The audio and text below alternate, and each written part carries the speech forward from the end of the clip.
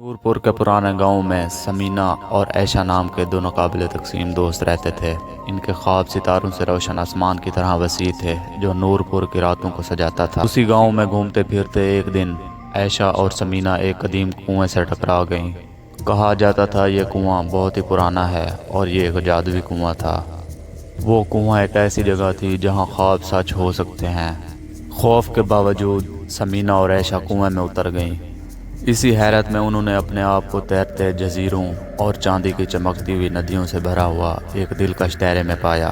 ان دونوں کا سامنا روشن نام کے ایک عقل مند بوڑھے بابا سے ہوا جس نے وضاحت کی کہ یہ ایک جادوئی سرزمین ہے۔ بوڑھے بابا نے کہا، بتاؤ تم کیا مانگنا چاہتی ہو؟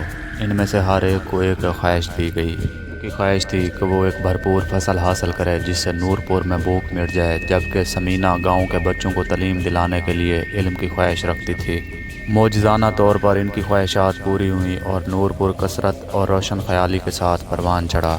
جیسے ہی دوست گھر لوٹنے کی تیاری کر رہے تھے، روشن نے انہیں جادوئی تعویذات تحفے میں دیے جو انہیں ہمیشہ کے لیے جادوئی دنیا سے جوڑ دیتے تھے۔ کنویں کی رات کی حفاظت کے وعدے کے ساتھ سمینہ اور عائشہ اوپر چڑھ گئیں اور خود کو نورپور کے مانوس ماحول میں تلاش کر لیا۔ تعویذ ان کی خواہشات کے جادو سے متاثر امید اور الہام کی علامت بن گئے۔ ایمان اور عائشہ نے انتھک محنت کی تاکہ انہیں جادوئی دنیا کی طرف سے عطا کی گئی خوشحالی اور علم کا اشراق کیا جا سکے۔ نورپور کثرت کی پناہ گاہ میں تبدیل ہوا جہاں کبھی خاموش گلیوں میں سے بچوں کی ہنسی گونجتی تھی۔ عائشہ اور سمینہ کی کہانی دور دور تک پھیلی اور نورپور کو حیرت اور خیر کی روشنی میں بدل دیا۔